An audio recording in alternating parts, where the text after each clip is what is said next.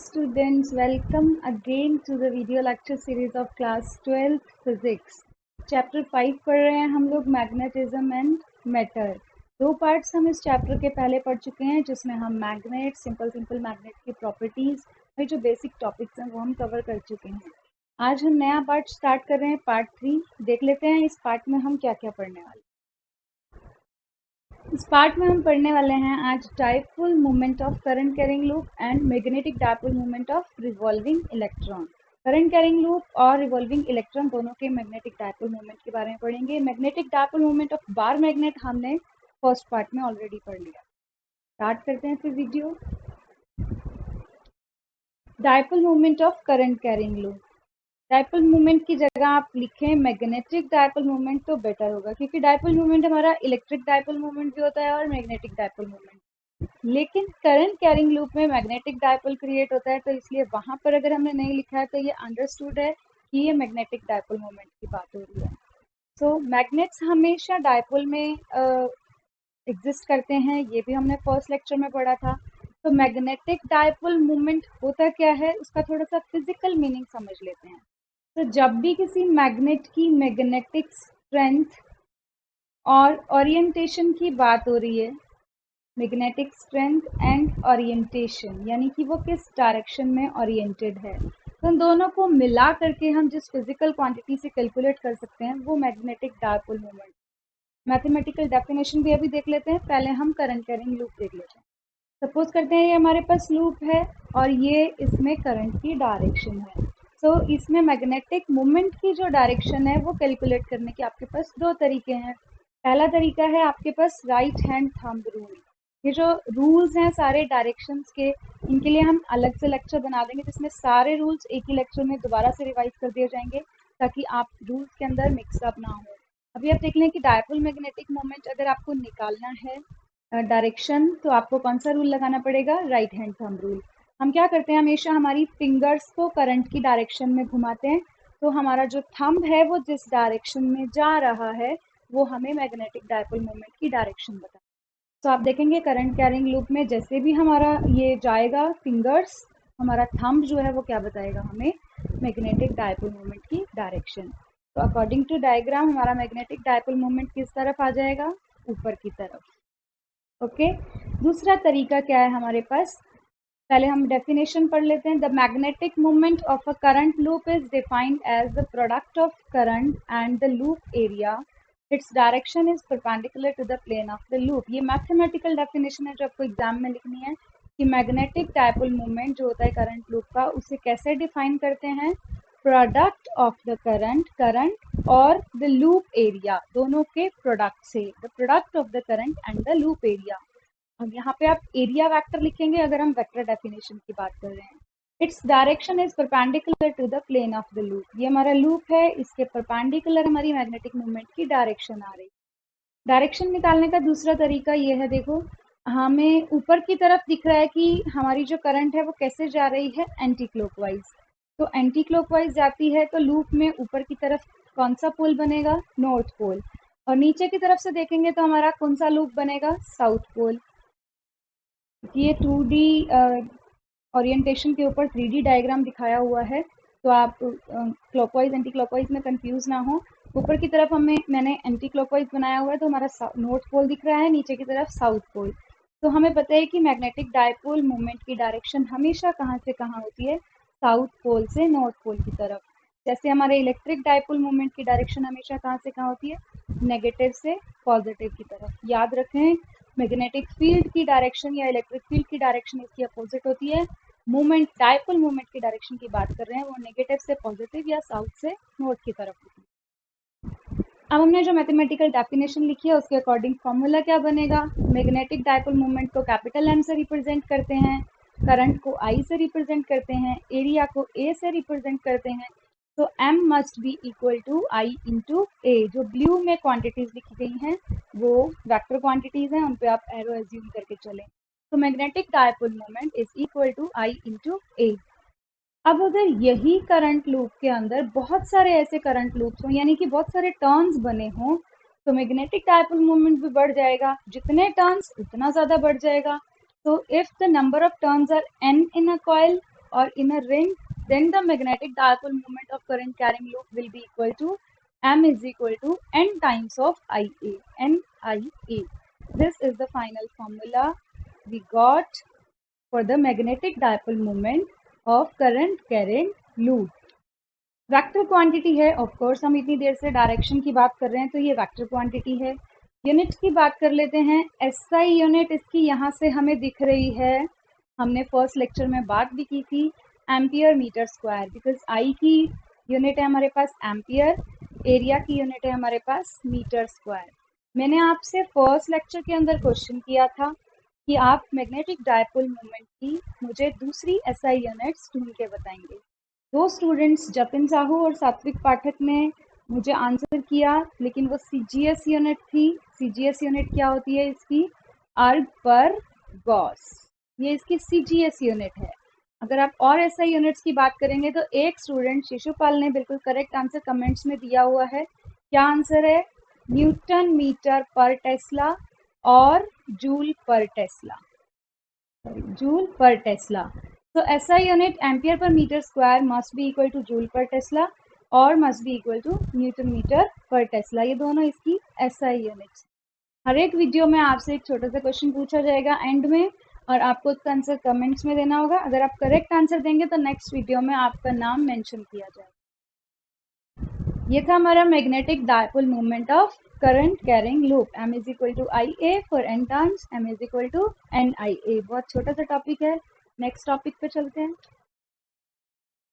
Magnetic dipole moment of revolving electron. Again इसके पास कोई electric dipole नहीं है, ये मैग्नेटिक डायपोल है, तो हम मैग्नेटिक डायपोल मोमेंट की ही बात कर रहे हैं। अगर आप मैग्नेटिक मोमेंट या मैग्नेटिक डायपोल मोमेंट लिखते हैं तो एक ही बात है, ठीक है।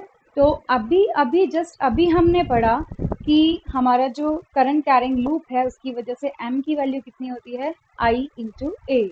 तो अगर हमें इलेक्ट्रॉन की वजह से भी करंट और एरिया की वैल्यू पता चल जाए तो हम इसी फॉर्मूले में वैल्यू रखेंगे और हमारा आंसर आ जाएगा जो हमारा मैग्नेटिक डायपोल मोमेंट है इलेक्ट्रॉन का, उसका। क्योंकि हमें इलेक्ट्रॉन का मैग्नेटिक डायपोल मोमेंट निकालना है तो सबसे पहले इलेक्ट्रॉन को कंसीडर करेंगे। Let us consider an electron that is revolving around in a circle of radius r with velocity v। ये जिस ऑर्बिट में मूव कर रहा है उसकी रेडियस है r और जिस स्पीड से मूव कर रहा है वो है हमारी v। ओके, कुछ और पैरामीटर से ज्यूम कर लेते हैं। तो E is the charge of the electron and m is the mass of the electron. सबको पता है कि ये कांस्टेंट होते हैं। उसके बाद देख लेते हैं आगे। अब हम सबसे पहले कैलकुलेट करेंगे करंट, क्योंकि हमें इस फॉर्मूले में रखने के लिए करंट की वैल्यू चाहिए। तो करंट क्या होता है हमारा? Charge per unit time. The flow of the charge per unit time is known as current. So charge कितना है हमारा इलेक्ट्रॉन पे? E, और टाइम कैसे लिखेंगे? Time period T। This will be the equation 1 as a current. अब time period निकालेंगे, कितना आता है? तो time period must be equal to distance upon speed. So distance कितनी होगी? एक साइकिल के अंदर कितनी डिस्टेंस कवर करेगा? सपोज यहाँ से स्टार्ट कर रहे हैं मोशन, यहीं पे आएगा तो एक साइकिल होगा। That will be equal to the circumference of the orbit, that is 2 pi r upon speed कितनी है? v। This will be the equation 2। Equation 2 से हम इक्वेशन 1 में वापस वैल्यू पुट करेंगे तो हमारे पास फिर से करंट की वैल्यू क्या आएगी? E v upon 2 pi r। This is the equation 3। अब हमारे पास m इज इक्वल टू आई ए में वैल्यू पुट करने के लिए एक वैल्यू आ गई है I। एरिया की बात कर लेते हैं। तो लूप फिर से सर्कुलर है, सर्कुलर एरिया कैसे निकालते हैं हम? Area is equal to pi r square. Now the magnetic moment m is equal to I into A, so I into A. So from third and fourth, this is the equation number 4। दोनों equation से जब value put करेंगे तो क्या आएगा हमारे पास? EV upon 2 pi r into pi r square. Pi से पाई कैंसिल कर देंगे, r से r कैंसिल कर देंगे, तो हमारे पास मैग्नेटिक मोमेंट की वैल्यू आ जाएगी E P r अपॉन 2। तो magnetic moment due to revolving electron will be equal to EV r upon 2। इसको हम म्यू से भी डिनोट कर सकते हैं, बहुत सारी बुक्स में इसे म्यू से डिनोट किया होता है, तो वहाँ पे आप कंफ्यूज ना हो। फर्दर थोड़ा सा और डिस्कशन कर लेते हैं, इससे पहले रिवाइज कर लेते हैं हमने क्या किया है। हमने जो फॉर्मूला कैलकुलेट किया था m इज इक्वल टू आई ए, उसके लिए हमने आई की वैल्यू कैलकुलेट की flow of charge per unit time से, टाइम पीरियड की वैल्यू निकाल के इसी फॉर्मूले में वापस रखी तो हमारे पास करंट की वैल्यू आ गई EV upon 2 pi R. Area हमारा सर्कल का होता है पाई आर स्क्वायर, दोनों को मल्टीप्लाई करेंगे तो हमारे पास मैग्नेटिक मोमेंट आ जाएगा ईवी आर अपॉन 2। आगे डिस्कशन कर लेते हैं। अब हमारा मैग्नेटिक मोमेंट कितना आया है, ई वी आर अपॉन 2। सो हम इसे एंगुलर मोमेंटम से रिलेट करेंगे। हमारे इलेक्ट्रॉन का एंगुलर मोमेंटम कितना होता है, एंगुलर मोमेंटम हमें पता है फिजिक्स के according L is equal to M V R, the product of linear momentum and the radius of the orbit must be equal to, according to the Niels Bohr उन्होंने एक हमें एक quantization वाला rule बताया था कि angular momentum जो है हमेशा h अपॉन 2 पाई का इंटीजर मल्टीपल होता है। आप सबने केमिस्ट्री में भी पढ़ा हुआ है। तो h अपॉन 2 पाई का इंटीजर मल्टीपल लिखेंगे nh upon 2 pi, where n is the orbit quantum number and h is the Planck constant। इन दोनों से हम आगे इस फॉर्मूले को रिलेट करते हैं। अगर हम यहाँ से वी आर की वैल्यू निकालेंगे तो क्या आएगा हमारे पास एल अपॉन एम। तो एल अपॉन एम आएगा, यहाँ पे लिखेंगे वैल्यू तो क्या आएगा E L upon 2m। Vector notations में लिखेंगे तो क्या आएगा, m must be equal to minus E by 2m into L vector, where E by 2m is the constant, इसलिए मैंने इसे अलग से ब्रैकेट में लिखा है। नेगेटिव साइन क्या बता रहा है हमारा, देखो इलेक्ट्रॉन जो है वो नेगेटिवली चार्ज होता है इसलिए यहाँ पे नेगेटिव साइन आता है। और फाइनली ये क्या शो करता है कि हमारा जो एंगुलर मोमेंटम है उसकी डायरेक्शन और जो मैग्नेटिक डायपोल मोमेंट है उसकी डायरेक्शन, दोनों की डायरेक्शन अपोजिट होती है। डायग्राम से थोड़ा सा समझ लेते हैं। ये हमारा करंट फ्लो हो रहा है डायग्राम के अंदर, सेम जैसे पहले वाले करंट लूप में हमने डिस्कस किया था। और मैग्नेटिक डायपोल मोमेंट की डायरेक्शन हमारी कहाँ आ रही थी, ऊपर की तरफ। यहाँ पे मैग्नेटिक डायपोल मोमेंट म्यू से शो किया है, आप कंफ्यूज ना हो। ये इलेक्ट्रॉन का न्यूक्लियस है, ये इलेक्ट्रॉन इस ऑर्बिट में रिवॉल्व कर रहा है और इसकी डायरेक्शन अगर यहाँ पे है तो करंट की डायरेक्शन इसकी क्या होगी, अपोजिट होगी। तो करंट हमारी अपोजिट डायरेक्शन में जाएगी तो मैग्नेटिक डायपोल मोमेंट भी अपोजिट डायरेक्शन में आएगा। और एंगुलर मोमेंटम हम इलेक्ट्रॉन के लिए राइट हैंड थंब रूल से देंगे तो वो ऊपर की तरफ आएगा। तो दोनों की डायरेक्शन जो है हमारी क्या होती है, अपोजिट होती है। और ये नेगेटिव साइन यहाँ पे यही रिप्रेजेंट करता है बिकॉज हमारी करंट जो है इलेक्ट्रॉन की वजह से अपोजिट साइड में हो जाती है, इसलिए m is equal to minus E by 2m into L. Further discuss कर लेते हैं हमने क्या पढ़ा अभी अभी, m is equal to minus E by 2m into L. अभी अभी हमने पढ़ा था L की वैल्यू क्या होती है बोहर क्वांटाइजेशन से, एन एच अपॉन 2 पाई।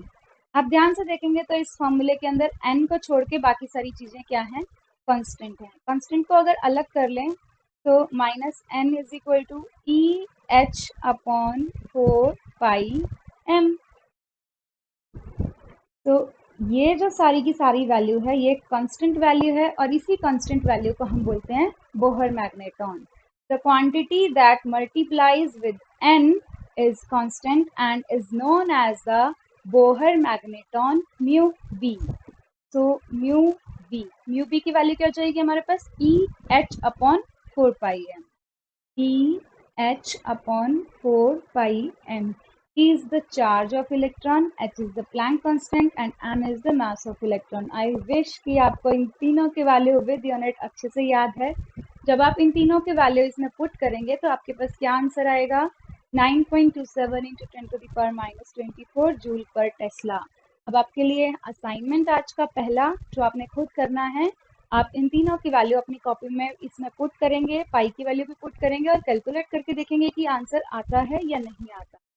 और इसे अगर हम CGS यूनिट में कैलकुलेट करेंगे, sorry for the mistake, typing mistake, ERG small ERG and small g here, erg per gauss is the unit, CGS unit. इसे CGS यूनिट में convert करेंगे तो हमारे पास आंसर आएगा 9.27 into 10 to the power minus 21 erg per Gauss. Okay, तो अगर हमें बोहर मैग्नेटॉन की डेफिनेशन लिखनी हो तो कैसे लिखेंगे, अगर हम इस फॉर्मूले के अंदर n की वैल्यू पुट कर दें तो हमारा मैग्नेटिक मोमेंट किसके इक्वल आ जाएगा, म्यू बी के equal. For n is equal to 1 m must be equal to mu v. So magnetic dipole moment associated with an atom due to orbital motion of electron is in first orbit of hydrogen atom. So Bohr magneton is defined as, please write here, Bohr magneton is defined here as magnetic dipole moment associated with an atom due to orbital motion of electron in first orbit of hydrogen atom. यानी hydrogen atom के first orbit के लिए n की value कितनी होगी 1. तो वहां पे जो मैग्नेटिक मोमेंट की वैल्यू हमारे पास निकल के आएगी वो किसके इक्वल होती है, बोहर मैग्नेटॉन के इक्वल होती है. ओके, तो यहाँ से थोड़ा सा फिर से रिवाइज कर लेते हैं. इससे पहले का हम रिवाइज कर चुके हैं. L इज इक्वल टू हमारे पास 2VR EV/2 आया था, जिसमें हमने L की वैल्यू पुट करी.